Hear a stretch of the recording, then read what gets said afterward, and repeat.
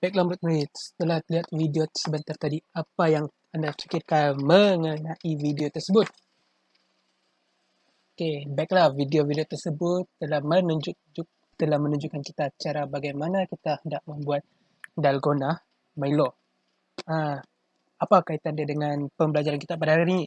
Okey, pembelajaran kita hari ini berkenaan dengan pembangunan algoritma. Apa itu algoritma? Algoritma merupakan urutan tindakan yang perlu dilaksanakan untuk menyelesaikan satu masalah. Prosedur langkah algoritma juga melibatkan prosedur langkah demi langkah yang tersusun untuk menghasilkan output. Okey, ada beberapa perkara penting semasa kita hendak menulis algoritma. Yang pertama adalah ia ditulis dalam bahasa manusia yang mudah difahami oleh kita. Okey, sama dalam bahasa Melayu, bahasa Inggeris maupun bahasa tabi'i manusia. Bahasa tabi'i adalah bahasa-bahasa yang lainlah. Seperti kita ada bahasa Arab, kita ada bahasa Chinese, Mandarin, kita ada bahasa Korea dan lain-lain. Yang kedua, ia hendaklah dituliskan dengan jelas, tidak putar belit. Sebagai contoh, pilih nombor yang lebih besar daripada 1000. Maka itu adalah pernyataan yang besar, iaitu di mana ia hendak kita memilih satu nombor ataupun beberapa nombor yang lebih besar daripada 1000.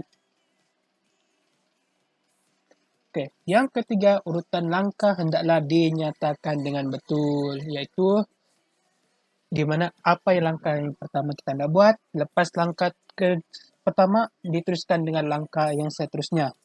Ia hendaklah dinyatakan dengan jelas. Sebagai contoh, potong.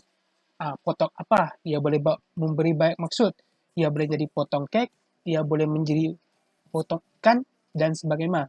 Tetapi bila kita menyatakan dengan jelas, sebagai contoh, potong bawang. Jadi ia jelas. Situ ia hendak kita memotong bawang. Yang keempat, ia mestilah menghasilkan output yang bermakna setelah satu set langkah itu telah dilaksanakan dalam satu tempoh masa tertentu. Di sini ia membawa maksud algoritma yang kita buat tu ia hendaklah ada output ataupun ada hasil dia setelah ia dilaksanakan. Sebagai contoh, hasil dia tadi dalgona Milo. Dia hendak membuat dalgona menggunakan Milo. So, in the end, apa yang terjadi pada akhir proses tersebut ialah ia telah membuat satu dalgona Milo.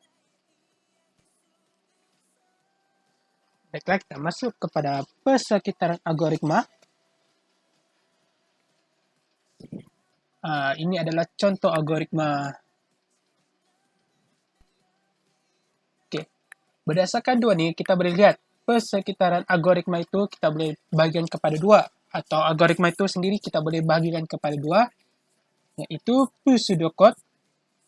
Maaf, yang ini sebelah kiri ini merupakan pseudocode dan sebelah kanan adalah catalir. Di mana kita akan nampaklah Di mana-mana kalau carta alir lebih mudah sebab kita boleh nampak seperti apabila kita pergi ke hospital ataupun badan-badan yang berorganisasi tertentu. Baiklah, kita pergi pada algoritma yang pertama iaitu pseudocode. Apa yang itu pseudocode? Pseudocode merupakan satu set pernyataan yang menyerupai bahasa atau cara komputer. Boleh tengok contoh di sini, di mana kita nampaklah. Kita boleh nampak dia dari mulakan set. Ini adalah contoh bahasa pseudocode. Lepas tu ia memperlihatkan logik atau cara dengan menggunakan bahasa biasa. Sebagai contoh kita tengok sini, dia istilahkan pun boleh ubah int. Lepas dia masukkan for I kurang daripada n jika L satu paparkan dengan T. Ini adalah bahasa yang mudah difahami oleh manusia. Lepas tu, pseudocode juga digunakan sebagai panduan bagi menulis carta atur cara bahasa komputer yang sebenar. Dalam bahasa komputer, sama ada Python, C++, dan lain-lain lagi bahasa komputer yang ada, kita akan menggunakan lebih kurang pseudocode di dalam penggunaan bahasa tersebut. Okay. Pseudocode ini juga iaitu sepadan dengan arahan dalam atau cara yang dihasilkan. Contohnya seperti mula, set, istihar, setkan, masukkan. Ini adalah arahan-arahan yang kita akan gunakan di dalam pseudocode. Ia juga ditulis sekiranya langkah-langkah dalam algoritma hendak diterjemahkan dalam bahasa atau cara komputer. Kita hendak tulis sebelum kita memulakan satu atau cara komputer. Okay, apa itu carta alir?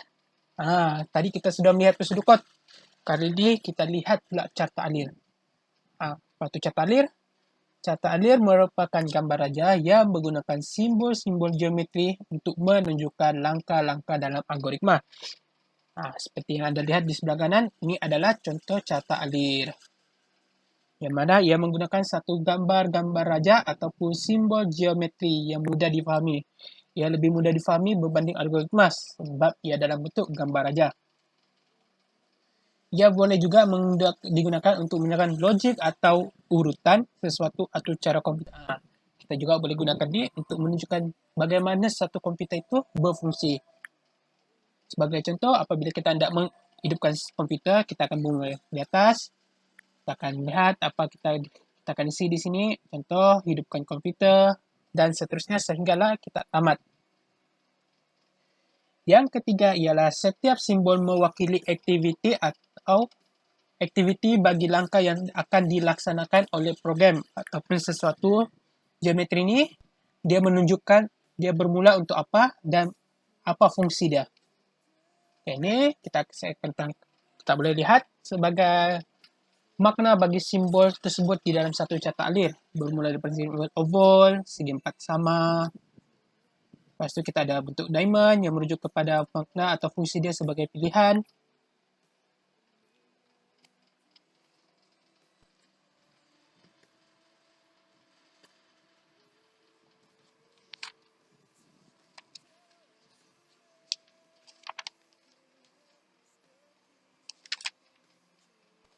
Okey, semua boleh lihat sekejap.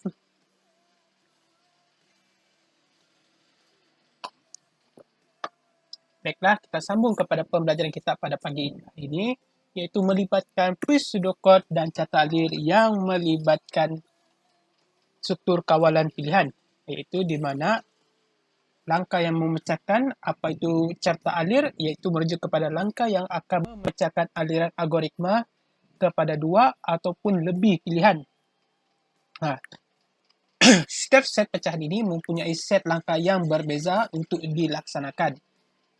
Setiap set juga mempunyai arahan tertentu untuk ia laksanakan. Okay. Dia terdapat 3 jenis struktur kawalan. Yang pertama, ia melibatkan struktur kawalan pilihan tunggal atau single selection. Ia cuma mempunyai satu syarat. Struktur kawalan dui pilihan atau double selection, iaitu di mana ia mempunyai dua syarat yang hendak ia laksanakan. Ataupun yang terakhir melibatkan struktur kawalan pelbagai pilihan, multi-selection. Okey, mari kita masuk pada satu-satu. Yang pertama kita lihat kepada struktur kawalan tunggal. Apa yang dimaksudkan dengan struktur kawalan tunggal? Iaitu di mana ia mempunyai satu pilihan untuk dilaksanakan dalam satu set arahan tertentu. Ia mempunyai satu pilihan untuk melaksanakan satu set yang tertentu. Sebagai contoh situasi, saya bagi contoh apabila kita lapar. Kita lapar, maka kita hendak makan. Okay. Jadi kita lihat struktur yang pertama dalam proses pseudocode. Kita akan buat dengan perkataan mula. Disusuli oleh jika saya lapar, saya makan. Jika tidak, tamat. Okay. Di mana itu dia punya set arahan atau tindakan ialah di bahagian yang saya merah. Iaitu jika saya lapar atau jika kita lapar, maka kita akan makan. Okay. Itu adalah contoh pseudocode bagi kawalan tunggal. Bagaimana dengan carta alik? Okay. Kita ingat, kita bermula dari perkataan mula. Lepas tu kita akan habiskan dengan pilihan. Itu yang berubah bentuk Lyman. Di sini ada pernyataan syarat dia adalah saya lapar. Okay. Apabila ia merujuk kepada ya, maka kita akan makan dan habis atau tamat. Jika tidak, kita lapar, maka kita tidak akan makanlah. Jadi dia akan jadi tamat. Di mana pula struktur kawalan syarat yang ditetapkan? Syarat yang ditetapkan dalam carta alir ini adalah di bahagian yang saya merahkan. Ya, di bahagian sini. Okey, kita masuk kepada struktur kawalan yang kedua, iaitu struktur kawalan dui pilihan. Apa yang dimaksudkan dengan dui pilihan adalah memilih antara dua set tindakan yang untuk dilaksanakan. Jika syarat benar, set tindakan A akan dilaksanakan. Jika syarat ia palsu, set tindakan B akan dilaksanakan. Sebagai contoh situasi, saya lapar dan pergi mandi. Di sini dia ada dua set arahan. Set yang hendak dilaksanakan pertama adalah lapar, iaitu makan, dan pergi mandi. Sebagai contoh pseudocode, kita akan mulakan dengan perkataan mula.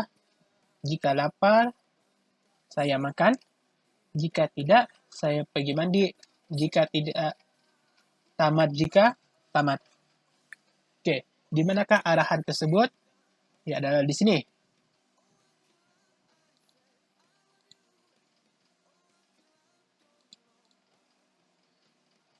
Okey.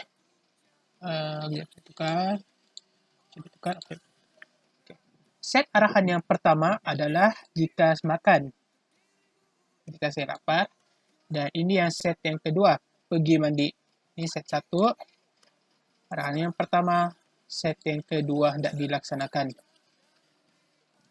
Okey. Bagi carta alir pula, kita rujuk. Saya akan mula. Jika lapar, jika ya, maka saya akan makan. Jika tidak, saya akan pergi mandi terus. Tetapi, jika habis makan, saya akan pergi mandi. Baru tamat. Okey. Set arahan yang pertama adalah bermula daripada pilihan yang pertama sama ada ia lapar atau tidak. Jika ia lapar, maka ia akan pergi makan dan barulah pergi mandi. Tetapi jika tidak lapar atau kita tidak lapar, maka kita akan terus pergi mandi dan tamat.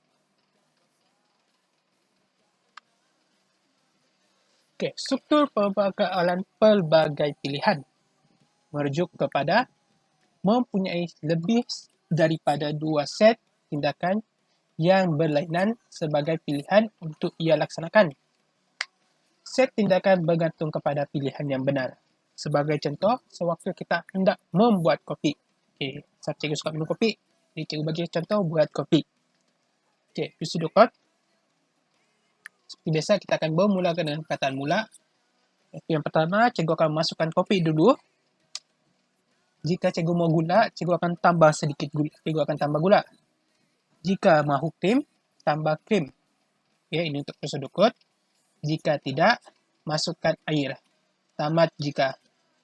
Okey, untuk yang di sini, pilihan yang pertama adalah set dia adalah yang begini. Jadi kita lihat ada berapa arahan yang kita akan terima.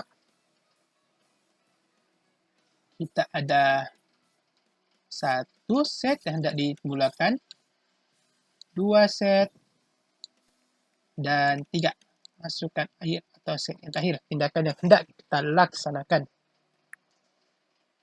Sama juga dengan push carta alir, kita lihat dari mula, cikgu akan masukkan topik. Syarat yang pertama, adakah cikgu mau guna atau tidak? Jadi, sekiranya cikgu mau, cikgu akan tambah gula. Jika tidak, cikgu akan teruskan adakah cikgu mau letak tip atau tidak.